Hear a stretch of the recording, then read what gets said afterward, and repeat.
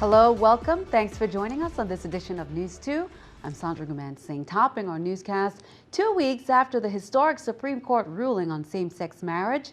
The Virgin Islands is poised to embrace the change. On Thursday, Governor Kenneth Mapp signed the executive order on marriage equality. One local resort is planning a change, and same-sex couples are making plans to get married. News 2's Erica Parsons has more. Misty Williamson and Tabra Andrews were first in line to get a marriage license on St. Croix after Governor Kenneth Mapp announced last week he would sign the executive order on marriage equality. We had a day off together and decided to go down, and we were getting ready to ask the ladies, like, are we the first? And they were so excited. They're like, you guys are the first, and they were so sweet. Last month, the Supreme Court ruled that same-sex couples have the right under the U.S. Constitution to marry.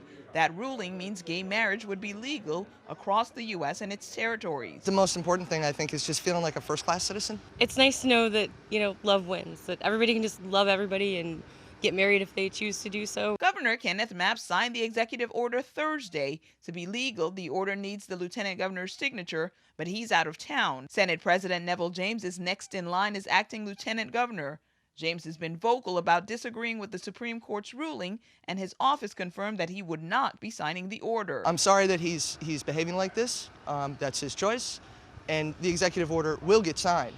But the important thing is that the folks at the courthouse are ready. They're ready for you. The owners of Turtle Bay Resort, which used to be the Hibiscus Resort, spoke exclusively with the VI Consortium over the weekend. They confirmed that the new owners plan to market the resort as a gay wedding destination hotel when they reopen in November. For Misty and Tabra, who plan to marry in September, the changes are welcome. I applaud the sands at Turtle Bay. It can't be anything but good for St. Croix tourism, and heaven knows we need it with our economy the way it is. Erica Parsons, News 2. The executive order signed by Governor Mapp was forwarded to Senate President Neville James Thursday in his capacity as acting lieutenant governor to attest the governor's signature as required by law. The Senate hearing Thursday that aimed to sort out the dilemma of the governor's residence could have a second round. Lawmakers and testifiers bounced around some alternatives to Government House, the official residence, according to law, that's now an office space. But because of at least one key testifier absent, the Senate might call for another hearing. News 2's April Knight has that story. Glimmers of solutions came up occasionally during Thursday's Senate inquiry into Governor Mapp's $107,000 bill for a 5-month villa rental. Whiteco is looking at developing Estate Catherineburg to include a habitable residence. The board is looking at possibilities to see if there can be another structure put in the property, which could possibly be a residence, but right now no decisions have been made on that. Some lawmakers suggested putting money into owning a home instead of renting. We will own that property, whereas if we want to, later on, if we change the law, we can give it to the lieutenant governor to stay, or we can resell it, where the money stays with us. Property and Procurement, meanwhile, stated that the search for a residence should have gone through the department in the first place. The acting commissioner wants more careful planning on finding a home for present and future governors. What I would like to see is we put together a committee that looks at the requirements, the standards, and come up with a good plan as we move forward to secure an executive residence. Senate President Neville James said the hearing was not supposed to be a witch hunt but a search for solutions. But accusations of disrespect for the Senate and withholding of information were pretty common during that hearing. Whiteco refused to release the minutes of board meetings, citing a court case that stated Whiteco is not a public corporation and therefore not subject to the open meetings law. Governor Mapp's Chief of Staff Randy Knight, meanwhile, is under subpoena to appear before the Senate after missing the hearing on Thursday. Reporting for News 2, I'm April Knight. News 2 will keep you updated on the Chief of Staff's response and the status of that second hearing on the governor's residence. Governor Kenneth Mapp sent a letter to Senate President Neville James Thursday afternoon withdrawing the nomination for Phyllis Wallace as the Commissioner of the Department of Health. According to the governor, Wallace has asked him to withdraw her nomination for personal reasons. Wallace was nominated in June of this year to replace Doris Plaskett.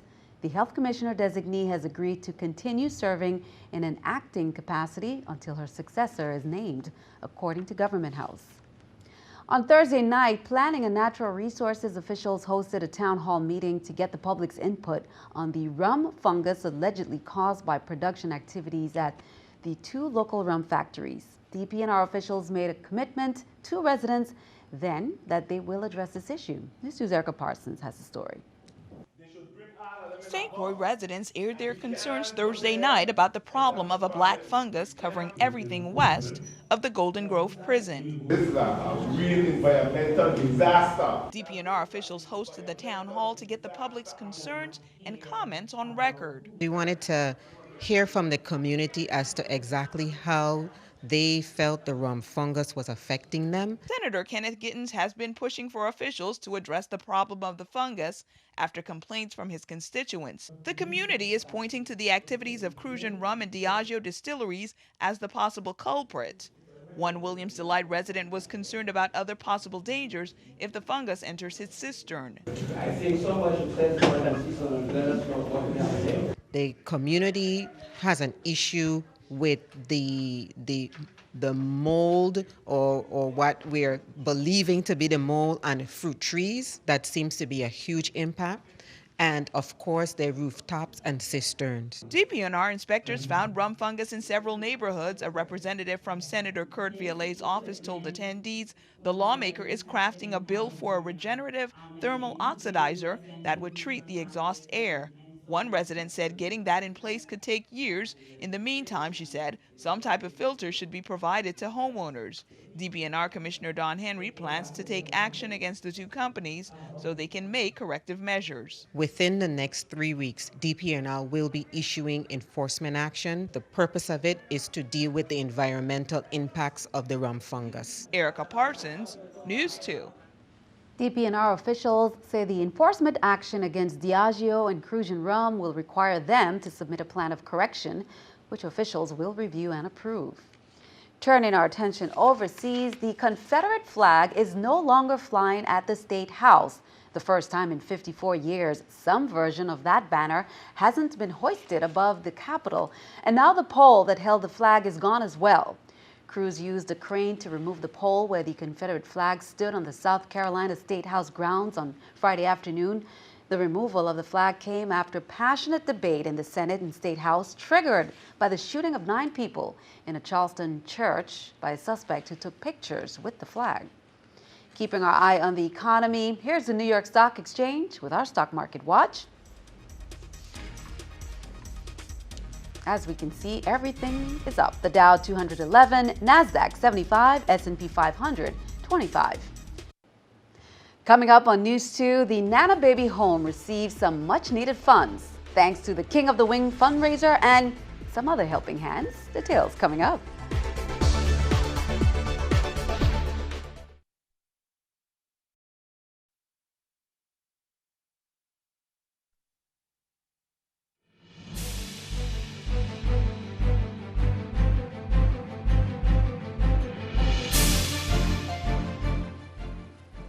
Welcome back. In crime reports, Jose Saldana Jr. has been arrested in connection with a cold case that occurred 2 years ago on a warrant charging him with conspiracy to commit kidnapping, conspiracy to commit robbery, and possession of a firearm during the commission of a crime of violence. His bail was set at $150,000. St. Croix Police Chief Hector Sr. said the criminal acts perpetrated by Saldana occurred 2 years ago, and it's due to the dogged determination and diligence of the individuals within the Criminal Investigations Bureau and Major Crimes Unit, along with members of the community providing tips that this arrest came about.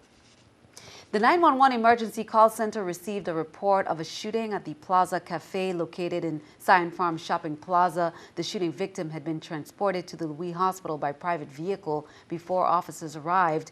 The victim stated that he had been playing a game of billiards at the Plaza Cafe and stepped outside momentarily, heard gunfire, and felt that he had been shot. The victim further indicated that he does not know who shot him and sustained gunshot wounds to his neck and right shoulder area and has been listed in serious but stable conditions. Governor Kenneth Mapp met with Homeland Security officials on Thursday, citing the need for a territory-wide approach to fighting the escalation of child exploitation and other predatory crimes against children. U.S. Immigration and Customs Enforcement, Homeland Security Investigations, St. Thomas and Croix, they have all partnered with others to form the U.S. Virgin Islands Crimes Against Children Task Force.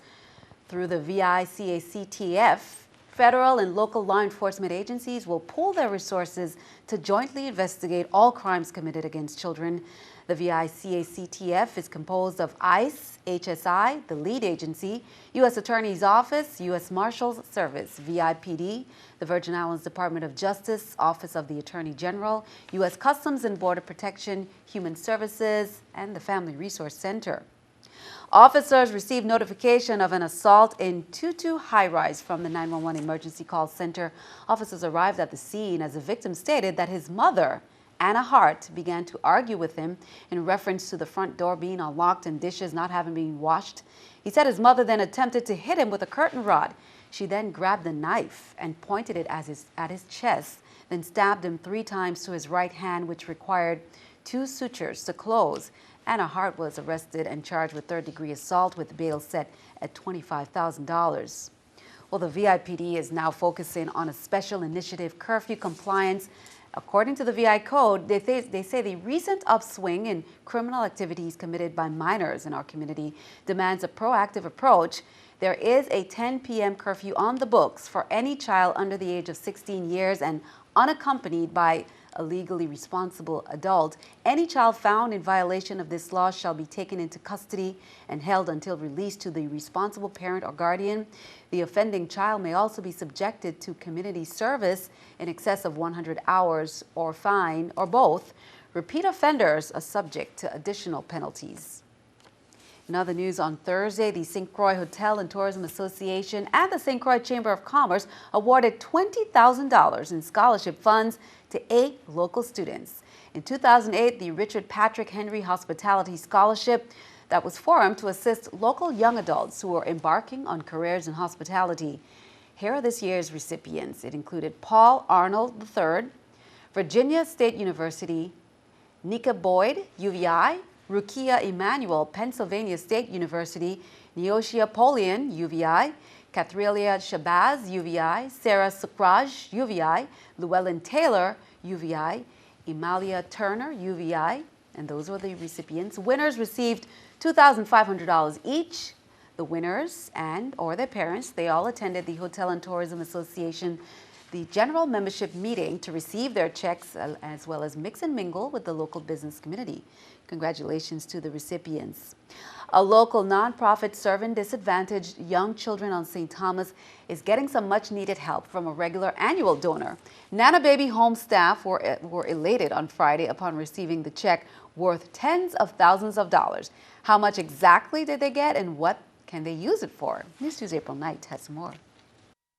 Nana Baby Home hits the jackpot every year thanks to local wing lovers. Each year, the annual King of the Wing competition donates its proceeds to the shelter. This time, it's more than $75,000. Every year, I think I've seen this check get bigger and bigger and bigger, which, like, you know, that's a lot of money. It's good to have an event in the Virgin Islands that we can have fun. And at the same time, we're making a donation and we're helping the children home. Nana Baby provides emergency shelter for orphaned or abandoned children through human services from infants up to 12-year-olds. Beulah Wilson took over the shelter when her sister Allie, who founded the home, died in 2005. Seeing the children come, you know, distraught and crying, that's the most difficult part because you hurt for them because you know they're hurting because they miss their surroundings, their family and their loved ones. Then it's difficult also to let them go because you get attached to them. According to Nana Baby, the $75,000 will go a long way in providing for up to 12 children at one time. Clothe them, get them to school if they're of school age, make sure that they have everything they need to feel comfortable while they're away from their natural parents and their natural home. Wilson says it's more than just the money that keeps them going, but the overwhelming kindness and support that they get from the community. People's hearts just keep opening up wider and wider, and it's a joy to know that people are still willing to give year after year. Reporting for News 2, I'm April Knight. Also present during the handover of the check were Alpine security staff who worked hard to organize the annual King of the Wing. Congratulations to all involved. Stick around, your News 2 AccuWeather forecast comes your way next.